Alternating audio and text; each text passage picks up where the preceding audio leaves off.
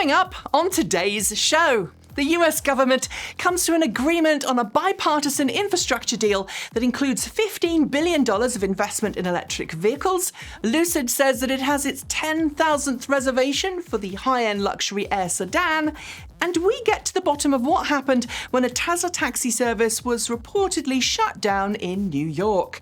These stories and more coming next. Welcome back to TEN, Transport Evolved News. As the mercury rises and gets ready to break new records this weekend in the Pacific Northwest, I hope that you're staying safe, cool, and hydrated.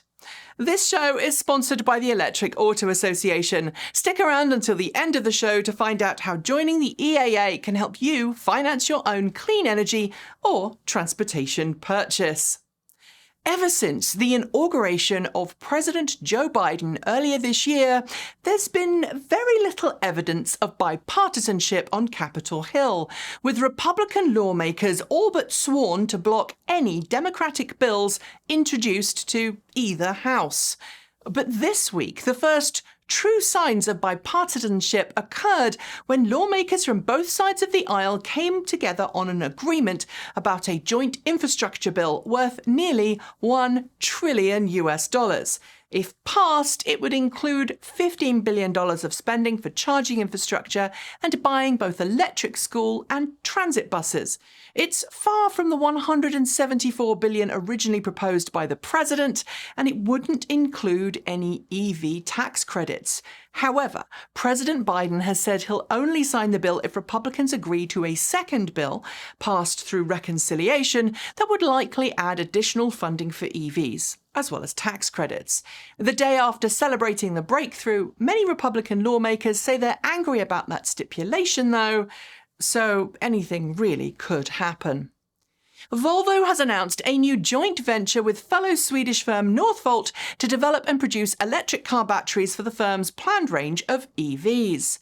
The partnership will include both research and development into new battery chemistries that are more sustainable and more affordable to produce, as well as build a brand new gigafactory with an annual production capacity of 50 gigawatt hours of battery cells per year. That facility is not due to begin cell production until 2026, but in the interim, Northvolt has agreed to produce 15 gigawatt hours of battery cells for Volvo at its ET battery plant in Skellefteå, Sweden. Since Northvolt already has an established battery recycling program in effect, we can expect Volvo to make use of Northvolt's closed-loop recycling system, something that will reduce demand on raw materials and improve the carbon footprint of all of Volvo's electric cars. Remember, much of an EV carbon footprint comes from its manufacturing. Last week, we told you that Germany's transport minister was in talks with Tesla to convince it to open up its supercharger network to non-Tesla cars. And this week, we've got confirmation that that will happen in Norway from next year. According to a council meeting that happened in Norway earlier this month, Tesla has applied to receive funding to help expand 5 of its supercharger sites. However, that funding is only available to charging stations that are open to all electric cars, something Tesla currently does not support. Tesla has stated in its application that it will open up the sites in question to allow other EVs from other brands from the third quarter of next year, and on condition that remains true, the council has provisionally agreed total funding. Since Teslas in Europe all use CCS, which is the European-wide charging standard of choice, we do remain hopeful that this will actually come to pass. So watch this space. While many of us tend to focus on the benefits of autonomous vehicle technology on the automotive world, the impacts that self-driving vehicles could have on the trucking industry are equally huge. And this week, we learned that TuSimple, a startup that has been working on self-driving technology for big rigs for many years, successfully completed a real-world test, hauling a truckload of watermelons from Arizona to Oklahoma. According to the company, while a human drove the first portion of the trip from Nogales to Tucson, and the last part of the trip from Dallas, Texas to Oklahoma, The majority of the rest of the route was fully autonomous. In total, the autonomous driving system took care of more than 950 miles, 1,529 kilometers, and completed a trip in 14 hours and 6 minutes. That is a major improvement on the 24 hours plus that most truckers would take due to mandatory rest periods. The Audi E-Tron and Audi E-Tron Sportback may only be a few years old, but Audi is rumoured to be already planning a major mid-cycle refresh that the company hints might give both cars significantly longer legs. At least that's according to anonymous sources from Audi, who told Autocar this week that both variants of Audi's first long-range EV will get facelifts, improved interiors, and more efficient motors and battery packs. This will give them ranges in excess of 373 miles, 600 kilometers per charge. Despite the improved update planned, which if it happens will happen in the second half of next year, Autocar's source said that Audi plans to retire both cars as early as 2025, when a new flagship Audi electric SUV is planned for launch. As automakers clamour for available battery cell supplies, many are now making serious plans to bring their own battery production facilities online, a move that should not only reduce costs, but also eliminate supply chain uncertainty. This week, Porsche became the latest automaker to announce its own plans for in-house battery production, with a generation of a new subsidiary called Cellforce Group. It will use this to design, engineer and produce high-performance battery cells for its range of high-performance electric cars. The Cellforce Group, jointly owned by Porsche and Custom Cells, will supervise the construction of a new planned production facility that says will produce a minimum of 100 megawatt-hours of battery cells a year. That might seem like a small amount, but remember that Porsche isn't a high-volume automaker, so the number of batteries it needs to produce is far smaller than for any other Volkswagen Group brands. Sticking with batteries, we learned this week that Panasonic sold all of its stock in Tesla earlier this year, netting it in nearly $4 billion. Panasonic says the sale won't affect its relationship with Tesla or its commitment to Giga Reno's production facility. But what's interesting here is that Panasonic has also confirmed this week that it's paying very close attention to Tesla's pilot production of 4680 cells. And Panasonic has stated that if Tesla's initial tests are successful, it's ready and willing to make substantial investments into Tesla's tech. And while its sale of Tesla stock earlier this year may be unrelated, we now at least know that Panasonic has several billion ready to invest. At which point, that stock sale makes total sense to me. Clever move. If there's been one automaker we've watched progress through this year like a bad B-movie plotline, it's Lordstown Motors. And if you watched recent shows, you'll know that the company's future has been looking increasingly bleak in the last few weeks. This week, it got another nail in the company's coffin when Camping World, a company that stated just 6 months ago it would be working with Lordstown to provide service, maintenance and roadside assistance to Lordstown Endurance customers, confirmed that no, it was no longer going to be working with the company. While Lordstown had implied a deal was on the cards, we learned that no actual deal was signed with Camping World, even if Lordstown said earlier this month that it was, quote, still in discussions with the retail chain. We would love to see Lordstown have a great future, but right now, it's looking extremely unlikely. Following in the tyre tracks of its autonomous investor day in 2019 and its battery day last September, Tesla CEO Elon Musk has confirmed that Tesla is getting ready to hold an AI day in the next month or so. Just like its two previous investor days, Tesla will use the AI Day to highlight some of the major changes it's been making in recent years to its machine learning system it uses as the backbone of its autopilot full self-driving beta system.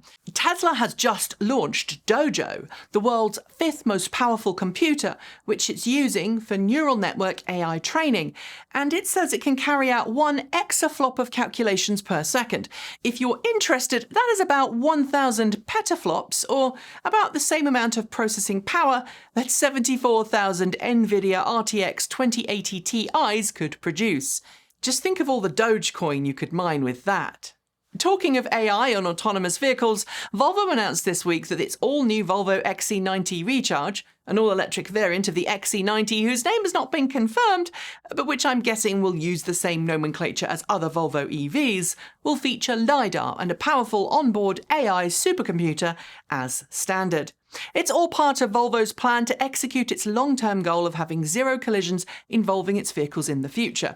But also, of course, it suggests that Volvo is edging ever closer to full autonomous vehicle operation in its cars. As Volvo's most expensive full-size SUV, the XC90 has been available for some time as a plug-in hybrid, and we're going to be sharing a review of it in a few weeks' time. It is an incredibly comfortable ride, but without an all-electric drivetrain, we've not felt able to recommend it yet. Maybe that will change with this new model on the way. And now it's time for short shorts. Lucid Motors has confirmed it now has 10,000 confirmed reservations for the Lucid Air Sedan. With full-scale production due to start in the coming few months, Lucid says it's on track to start deliveries to some of those reservation holders this coming fall. Miami-Dade County in Florida has just invested a total of 42 Protera ZX5 Plus electric transit buses as part of a goal to electrify its transit fleet. In addition, it will install 75 high-power charging stations for those buses to use at 3 of its bus depots. Airbus has announced the creation of a zero-emission development centre at 3 of its facilities across Europe. The goal of these new centres is to help develop cost-competitive cryogenic tank manufacturing to support commercially viable hydrogen fuel cell airplanes.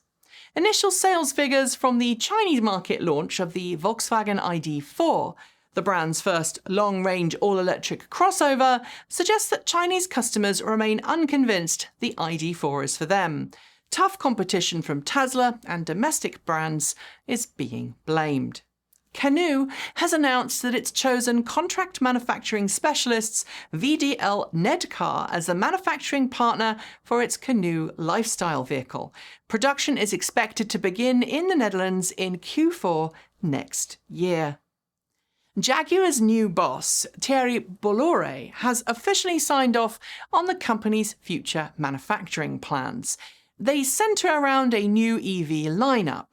Jaguar, although, wants to rebrand itself as an even more upmarket marque, and it will refrain from producing lots of SUVs, apparently. Ford, along with its philanthropic arm, Ford Fund, has announced a new program to promote sustainable, ethical material sourcing for its battery packs. It aims to support ethical mining operations and empower women in the Democratic Republic of Congo through local community programs and education programs. Tesla has, yet again, increased the base-level price of its Model Y crossover. The price increase, not particularly large, is, according to Elon Musk, due to increases in production costs and inflation. Now a Model Y starts from just under $53,000. Electric car startup Sono Motors may not have even started production of its Sion electric car yet, but it has already announced an upgrade to the vehicle's battery pack. Gone is the 35 kWh pack originally planned, and in its place, a 54 kWh pack. Now it just actually has to start production. Tesla, or rather Elon Musk, has pushed back the release date for Tesla's new full self-driving V9 beta to next week. The reason is apparently Tesla wanted to roll out FSD subscriptions at the same time.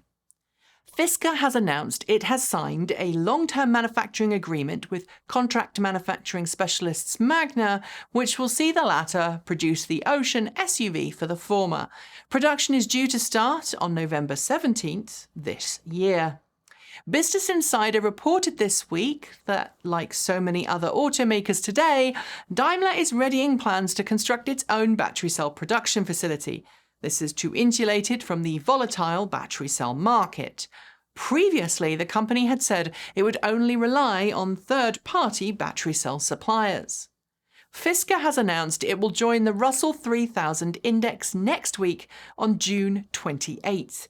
Russell indexes are used by investment managers and institutional investors for index funds and benchmarking investment strategies.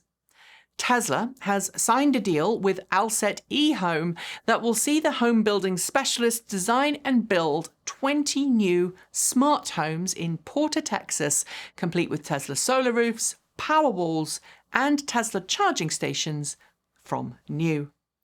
Ford is nearing the production launch of its Ford E-Transit panel van and this week published a video showcasing how much testing it's put the vehicle through ahead of the official launch. It's primarily a marketing video, but it does show how much work goes into testing any new vehicle. Following its cancellation of the Tesla Model S Plaid Plus and all orders for the same, arguing the Tesla Model S Plaid is fast enough, Tesla now says it will honour original Model S Plaid pricing for anyone who had their Plaid Plus orders cancelled and now wants to order a Model S Plaid. The US state of Maine has become the first in the Union to pass statewide legislation to divest itself from fossil fuel investments. Like any state, Maine has a portfolio of investments, but now LD 99 requires fossil fuel divestment by 2026. Tesla's Model S Plaid has now a new rating to add to its official EPA listing, a rating of 348 miles, 560 kilometers, if paired with more efficient, smaller 21-inch wheels that are optionally available for the same. Škoda has announced that 3 new electric vehicles are on the way. It's all part of the brand's Next Level Škoda Strategy 2030, which seeks to push the brand to be between 50 and 70% all-electric by that time. Magnix, a company that's quickly becoming one of the leaders in the electric airplane world, has announced 2 brand new propulsion systems specifically for electric airplanes. Magnix 350 and Magnix 650, which produce 350 kilowatts and 650 kilowatts respectively, are already heading towards FAA certification. Oshkosh Defense, the company chosen by the US government to produce the post office's new fleet of delivery vehicles, has announced that both its gasoline and electric mail trucks will feature engines and electric drivetrains supplied to it by Ford. Tesla has reportedly sold out of all UK allocations of its Standard Range Plus Model 3 for the quarter, weeks before the end of the quarter. Despite the fact that it's too expensive to qualify for UK government grants, it shows Tesla has no problem with Model 3 demand. Airspeeder, the world's first race series for vertical takeoff and landing VTOL aircraft, has announced that it will hold its inaugural race series in 2022. Ahead of the start of human-piloted races, 3 remotely piloted races will take place later this year. And those are your short shorts. There will be more next week. The Ford Mustang Mach E has been around for a while now, and in case you haven't watched our review of the Mach E Extended Range Premium, you can do so here. I highly recommend you do. But now Ford's higher performance Mach E variants, the Mach E GT and Mach E GT Performance, have received their own EPA ratings. The most powerful Mustang Mach E variants on sale, the Mach E GT, with a standard range battery pack, manages 250 miles or 403 kilometers on a charge, while the Standard Range GT Performance Edition manages 235 miles, 378 kilometers. Opt for the extended range packs though, and you'll see those figures increase to 270 miles, 434 kilometers, and 260 miles, 418 kilometers, respectively.